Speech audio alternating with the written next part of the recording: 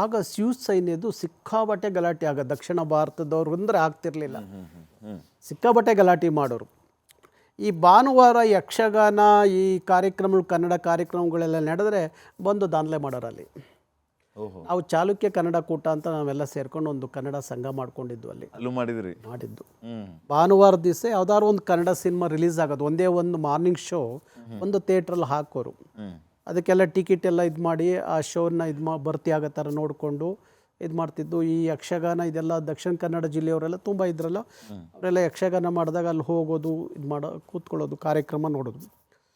ಕೊನೆಗೆ ಯಾಕೋ ಹೀಗೆ ಅಲ್ಲಿ ಆಗಾಗ ಗಲಭೆ ಗಲಾಟೆ ಇದೆಲ್ಲ ಸ್ಟಾರ್ಟ್ ಆಯಿತು. ಆ 6-7 ವರ್ಷ ನನ್ನ ಮನೆಯಲ್ಲಿ ಎಲ್ಲ ಕಡೆ ಹುಡುಕಿರು, ಯಾರೂ ಸಿಕ್ಕಿಲ್ಲ.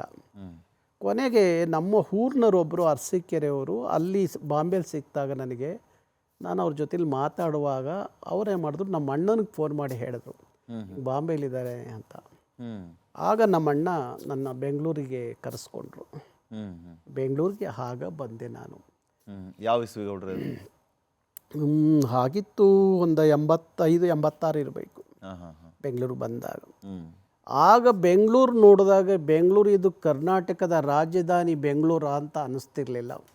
ಎಲ್ಲ ತಮಿಳುಮಯ, ತಮಿಳು ಪೋಸ್ಟು, ತಮಿಳು ಎಲ್ಲಿ ನೋಡ್ರು ತಮಿಳು ತಮಿಳು ತಮಿಳು. ಎಲ್ಲ DMK ADMK ಬಾವುಟಗಳು 100 ಅಡಿ ಕಂಬದಲ್ಲಿ ಹಾರಾಡ್ತಿದ್ದಂಥ ಬೆಂಗಳೂರಿನಲ್ಲಿ. ಬೆಂಗಳೂರಿನ ಗಾಂಧಿನಗರ ಶ್ರೀರಾಮ್ಪುರದಲ್ಲಿ ಆ ಶ್ರೀರಾಮ್ಪುರ ದೇವಿ ಮತ್ತು ಇನ್ನೊಂದು ಥಿಯೇಟ್ರು ಇದು ಅಲ್ಲಿ ರಸ್ತೆಯಲ್ಲಿ ಹೋಗುವಾಗ ಯಾರಾದರೂ ಕನ್ನಡ ಮಾತಾಡಿದ್ರೆ ಮುಖದ ಮೇಲೆ ಒಂದು ಕುರ್ಪು ಅಂತ ಹಾಕೋರು ಕನ್ನಡ ಮಾತಾಡಿದ್ದಕ್ಕೆ. ಇಡೀ ಬೆಂಗಳೂರಿನ ತಮಿಳು ರೌಡಿಗಳ ಅಡ್ಡವೇ ಅದಾಗಿತ್ತು ಶ್ರೀರಾಮ್ಪುರ. ಕನ್ನಡ ಮಾತಾಡಿದ್ರೆ ರೇಜರಲ್ಲಿ ಒಂದು ಕುರುಪು ಹಾಕೋರು. ಯಾರಾದರೂ ಕನ್ನಡದಲ್ಲಿ ಏನಾದರೂ ಸ್ಲೋಗನ್ ಬರ್ಕೊಂಡು ಆಟೋ ತೊಗೊಬಂದರೆ ಆಟೋ ಚಾವಣಿ ಕುಯ್ಯೋರು, ವಾಪಸ್ ಕಳಿಸ್ತಿರ್ಲಿಲ್ಲ ಆಟೋನ. ಅಷ್ಟು ದಾಂಧಲೆ ಮಾಡೋರು, ಅಷ್ಟು ಗಲಭೆ ಮಾಡೋರು ತಮಿಳರು, ಗೊತ್ತಾಯ್ತಾ? ಇದೆಲ್ಲ ನನ್ನ ಮೇಲೆ, ನಾನು ಮೊದಲಿಂದ ರಾಜ್ಕುಮಾರ್ ಸಿನಿಮಾ ಅಂದರೆ ಭಾರಿ ಪಂಚಪ್ರಾಣ ನನಗೆ. ರಾಜ್ಕುಮಾರ್, ಕುವೆಂಪು ಪದ್ಯಗಳು ಅಂದರೆ ಭಾರಿ ನನಗೆ ಇಷ್ಟ. ಆಗ್ಲಿಂದಲೂ ನನಗೆ ಕನ್ನಡದ ಕಾಳಜಿ ಇತ್ತು. ಹಾಗೆ ಬಂದೆ ಬೆಂಗಳೂರಿಗೆ. ನನ್ನ ಸಂಬಂಧಿಕರ ಮನೇಲಿ ಇಲ್ಲಿ ಹುಡುಕೊಂಡೆ. ಯಾಕೋ ಅವ್ರ ಮನೆಯಲ್ಲಿ ನನಗೆ ಸರಿ ಅನ್ನಿಸ್ಲಿಲ್ಲ, ಬೇಡ ಅಂಥೇಳಿ ಇಲ್ಲಿ ಮಡಿವಾಳದ ಹತ್ರ ಇಲ್ಲೊಂದು ಕೆಲಸಕ್ಕೆ ಸೇರಿಕೊಂಡೆ. ಇಲ್ಲಿ ಮಹೇಂದ್ರ ಹಂಡ್ ಕಂಪ್ನಿ ಅಂತ ಒಂದು ಕಂಪ್ನಿ ಇತ್ತು, ಈ ಸ್ಟೇಷನರಿ ಸಪ್ಲೈ ಮಾಡುವಂಥ ಒಂದು ದೊಡ್ಡ ಹೋಲ್ಸೇಲ್. ಇದು ವಿನಿ ರಸ್ತೆಯ ಸಿಟಿ ಸ್ಟೇಟಲ್ಲಿ ಕೆಲಸಕ್ಕೆ ಸೇರಿಕೊಂಡು ಒಂದು 20-21 ವರ್ಷ ನಾವಾಗ ಬೆಂಗಳೂರಿಗೆ ಬಂದಾಗ ಅಷ್ಟೇ ಯುವಕ. ಹೌದು. ಆಗ ನಮ್ಮ ತಾಯಿ ಗೊತ್ತಾಯಿತು. ನಮ್ಮ ತಾಯಿ ಗೊತ್ತಾದ ಮೇಲೆ ನಮ್ಮ ತಾಯಿ ಬಂದರು, ಊರಿಂದ ಬಂದು ನಾನು ಅವ್ರ ಮನೇಲಿದ್ದಾಗ ಮಾತಾಡಿಸಿ ಅವ್ರು ಕರ್ಕೊಂಡೋಗಿ ಹೋಟ್ಲಲ್ಲಿ ತಿಂಡಿ ಮಾಡಿಸುವಾಗ ಒಂದು ಮಾತು ಹೇಳಿದ್ರು, ಯಾವ ಸಂಬಂಧಿಕರ ಮನೇಲಿ ಇರಬೇಡ ನೀನು ಬೇಕಾದ್ರೆ ಎಲ್ಲಾದರೂ ಬೀದಿಲಿ ಬೇಕಾದ್ರೆ ಕೂತ್ಕೊಂಡು ಚಪ್ಪಲಿ ಹೊಲಿ, ಚಿಂತೆ ಇಲ್ಲ, ಯಾರ ಮನೇಲೂ ಇರಬಾರ್ದು ನೀನು ಅಂತ ಹೇಳಿ ಅವರು ಕೊರಳಲ್ಲಿದ್ದಂಥ ಒಂದು ಕಾಸಿನ ಸರ, ನಮ್ಮ ಅಜ್ಜಿ ಕೊಟ್ಟಂಥ ಕಾಸಿನ ಸರ, ಅದನ್ನು ಆಗ ಭಾರಿ ದೊಡ್ಡ ಚಿನ್ನದ ಸರ ಅದು.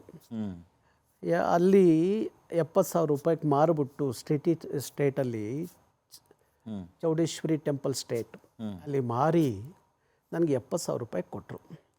ಮಗನೇ ಇದರಲ್ಲೇ ಬದುಕಿ ನೀನು ಚೆನ್ನಾಗಿ ಆದಾಗ ಊರಿಗೆ ಬಾ, ಅಲ್ಲಿವರೆಗೂ ಬರಬೇಡ ಊರಿಗೆ ಅಂಥೇಳಿ. ಯಾಕೆಂದರೆ ನಾನು ತುಂಬ ಏಟು ತಿಂದಿದ್ದೀನಿ ನಮ್ಮಪ್ಪನ ಕೈಲಿ. ನಮ್ಮಲ್ಲಿ ಈಗ ದನ ಎಮ್ಮೆ ಮೇಯ್ಸೋಕ್ಕೆ ಕಳಿಸೋರು ಭಾನುವಾರ ಶನಿವಾರ. ನಾವು ನಮ್ಮೂರಲ್ಲೊಂದು ಶಾನ್ಬೊಗರು ತೋಟ ಇತ್ತು. ಆ ಶಾನ್ಬೊಗರು ತೋಟದಲ್ಲಿ ಎಮ್ಮೆ ಮೇಯ್ಸೋಕ್ಕೆ ಅಂತ ಹೋದಾಗ ನಮಗೆ ಆ ಟೈಮಲ್ಲೆಲ್ಲ ಏನಿತ್ತು, 2 ಟೈಮ್ ಊಟ. ಬೆಳಗ್ಗೆ 9 ಮುದ್ದೆ, ಅನ್ನ ಮಾಡ್ತಿದ್ದು ಅಪರೂಪಕ್ಕೆ ಒಂದು ವಾರಕ್ಕೊಂದ್ಸಲ ಅನ್ನ ಕೊಡೋ, ಶನಿವಾರ ಅಂತ ಅನ್ನ ಕೊಡೋರು, ಅಥವಾ ಹಬ್ಬದ ಟೈಮಲ್ಲಿ ಅನ್ನ ಮಾಡೋರು. ನಮ್ಮಲ್ಲಿ ಅದೊಂದು ಗಾದಿನೇ ಇತ್ತು, ಹೊಟ್ಟೆ ತುಂಬ ಮುದ್ದೆ ಬಾಯಿ ತುಂಬ ಅನ್ನ ಅಂತ. ಹಾಗಾಗಿ ಮಧ್ಯ 9 ಮುದ್ದೆ ಸಾರು ಬಿಟ್ಟರೆ ಎಂಥದ್ದು ಇಲ್ಲ. ಮತ್ತು ರಾತ್ರಿ 8 ಗಂಟೆಗೆ ಊಟ. ಮಧ್ಯಾಹ್ನ ಹಿಂಗೆ ಎಮ್ಮೆ ಮೇಯಿಸ್ತಾ ಇದ್ದೆ, ಅವ್ರ ತೋಟದಿಂದ ಒಂದು ತೆಂಗಿನಕಾಯಿ ಒಣಗಿದ್ದು ಕೆಳಗಡೆ ಬಿತ್ತು, ಅದನ್ನು ಹೊಡೆದು ತಿಂದುಬಿಟ್ಟೆ. ತಿಂದಾಗ ಯಾರೋ ಹೋಗಿ ನಮ್ಮೂರು ಶಾನ್ಭೋಗ್ರಿಗೆ ಹೇಳಿದ್ರು. ನಮ್ಮ ಶಾನ್ಭೋಗ್ರು ಹೋಗಿ ನಮ್ಮ ತಂದೆ ಹತ್ರ ಜಗಳ ಮಾಡಿದ್ರು. ಹೋಗಿ ಹಾಂ ನಮ್ಮ ಅಪ್ಪಾಜಿ ಹೊಡೆದ್ರು ಅಂದರೆ ಅವತ್ತು ಎಂಥದೇ ಇರಲಿ, ನಿಮ್ಮ ಕಣ್ಣು ಮುಂದೆ ಎಂಥದೇ ಕಂಡೋರ ಆಸ್ತಿ ಪಾಷಾಣಕ್ಕೆ ಸಮಾನ, ಅಂದರೆ ವಿಷಕ್ಕೆ ಸಮಾನ ಅಂತ ಹೇಳೋರು ನಮ್ಮ ಅಪ್ಪಾಜಿ. ಮುಟ್ಟಬಾರ್ದು ಮಗನೇ ಅಂತ ಸಿಕ್ಕಾಪಟ್ಟೆ ಹೊಡೆದು ಇದು ಮಾಡಿದರು. ಹಾಗಾಗಿ ನನಗೆ ನಮ್ಮಮ್ಮ ಯಾವಾಗಲೂ ಹೇಳೋರು, ನಿಮ್ಮ ಅಪ್ಪಾಜಿಗೆ ಆಗಾಗ ಬಂದು ಅವ್ರಿವ್ರು ದೂರ ಹೇಳಾರಲ್ಲಪ್ಪ ನೀನು ಮಾಡೋ ಈ ಕೆಲಸಕ್ಕೆ. ಅವರೆಲ್ಲ ಒಂದು ದಿವಸ ನಿನ್ನ ನಾರಾಯಣಗೌಡ್ರ ಮಗ ಹೇಗಿದ್ದಾನೆ ನೋಡಬೇಕು ಅಂತ ನೋಡೋಕ್ಕೆ ಬರಬೇಕು ನಮ್ಮ ಮನೆಗೆ, ಹಂಗಾಗೋವರೆಗೂ ಬರಬೇಡ ಮಗನೇ ಅಂತ ಹೇಳಿ 70,000 ಕೊಟ್ಬಿಟ್ಟು ಹೋದರು.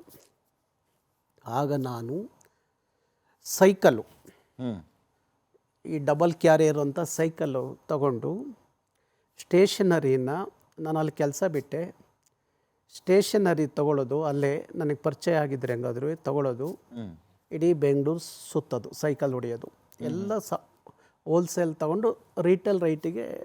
ನಿಮ್ಮ ತಾಯಿಯವ್ರು 70,000 ಕೊಟ್ಟ ಮೇಲೆ ನೀವು ಮಹೀಂದ್ರ ಇಟ್ಬಿಟ್ಟೆ ಸ್ಟಾರ್ಟ್ ಮಾಡಿದೆ. ಚೆನ್ನಾಗಿ ಸಂಪಾದನೆ ಮಾಡಿದೆ. ಅದಾದಮೇಲೆ ನನಗೆ ನಮ್ಮ ಆದಿಚುಂಚನಗಿರಿ ಶ್ರೀಗಳನ್ನ ಒಂದ್ಸಲ ಭೇಟಿ ಮಾಡಬೇಕು, ಬಾಲಗಂಗಾಧರನಾಥ ಸ್ವಾಮೀಜಿ ಅಂತ ಹೋದಾಗ ಅವರು ಹೇಳಿದ್ರು, ನೀನು ಒಂದು ಆಡಿಯೋ ಕಂಪ್ನಿ ಹ್ಯಾಕ್ ಮಾಡಬಾರ್ದು ನೀನು ಅಂದರು. ಅವ್ರದ್ದು ಒಂದಷ್ಟು ಹಾಡುಗಳನ್ನು ಬರೆಸಿಟ್ಕೊಂಡಿದ್ರು ಅವರು ದೊಡ್ಡರಂಗೇಗೌಡ್ರ ಜೊತೆಯಲ್ಲಿ. ಆಗ ಅದನ್ನು ಮಾಡ್ಬೋದಲ್ಲ ಅಂತ ಅಂದರು. ಆಯಿತು ನೋಡೋಣ ಸ್ವಾಮೀಜಿ ಅಂತ ಹೇಳಿದೆ. ಒಂದು ದಿವಸ ರಾಜ್ಕುಮಾರ್ ಅವ್ರಿಗೆ ದಾದಾ ಪಾಲ್ಕಿ ಪ್ರಶಸ್ತಿ ಬಂದಿತ್ತು. ಕುಣಗಲಲ್ಲಿ ಒಂದು ದೊಡ್ಡ ಕಾರ್ಯಕ್ರಮ. ಅಲ್ಲಿ ಒಬ್ಬ ತೀರ್ಥಹಳ್ಳಿಯವರು ಕಾಹಿ ರಾಧಾಕೃಷ್ಣ ಅಂತ ಹೇಳಿ ಒಬ್ಬರು ಗಮಕಿ, ಈ ಕುವೆಂಪು ರಾಮಾಯಣ ದರ್ಶನನ ಭಾರಿ ನಿರ್ಗಳವಾಗಿ ನಿರಾಳವಾಗಿ ಹೇಳೋರು. ನನಗೆ ಅವ್ರ ಪರಿಚಯ ಆಗಿತ್ತು. ರಾಜ್ಕುಮಾರ್ ಅವರ ಅವತ್ತು ಕಾರ್ಯಕ್ರಮದಲ್ಲಿ ಯಾರು ಪ್ರಾರ್ಥನೆ ಹಾಡಕ್ಕೆ ಬಂದಿದ್ದು, ಆಡಬೇಕಾದವರು ಬಂದಿರಲಿಲ್ಲ. ಯಾರು ಹಾಡ್ತಾರೆ ಅಂದಾಗ ನಾನು ಹೇಳಿದೆ, ಇಂಥವ್ರು ಇವ್ರು ತುಂಬ ಚೆನ್ನಾಗಿ ಹಾಡ್ತಾರೆ, ಹಾಡಿಸಿ ಅಂತ. ಗಮಕಿ ಹಾಡಿದ್ರು. ಅವರು ರಾಮಾಯಣ ದರ್ಶನನ ಶ್ಲೋಕವನ್ನು ಆಡಿದಾಗ ರಾಜ್ಕುಮಾರ್ ಅವರಿಗೆ ತಲೆಗೆ ತುಂಬ ಹೋಯಿತು. ನಾನು ಅಪ್ಪಟ ರಾಜ್ಕುಮಾರ್ ಅವರ ಅಭಿಮಾನಿ. ಅವರು ಹುಟ್ಟಿದ ಹಬ್ಬ ಅಂದರೆ ಎಲ್ಲರಿಗಿಂತ ಮುಂಚೆ ಅವ್ರನ್ನ ಭೇಟಿ ಮಾಡಬೇಕು ಅನ್ನೋದು. ಅವ್ರ ಸಿನಿಮಾ ಬಂದರೆ ಎಷ್ಟೇ ಇದಾಗಲಿ ಮಾರ್ನಿಂಗ್ ಶೋ ಸಿನಿಮಾ ಮೊದಲನೇ ಸಿನಿಮಾ ನೋಡಬೇಕು ಅನ್ನೋ ಹುಚ್ಚು. ಫಸ್ಟ್ ಶೋ ನೋಡಬೇಕು ಅಂತ. ಶೋ ನೋಡಬೇಕು.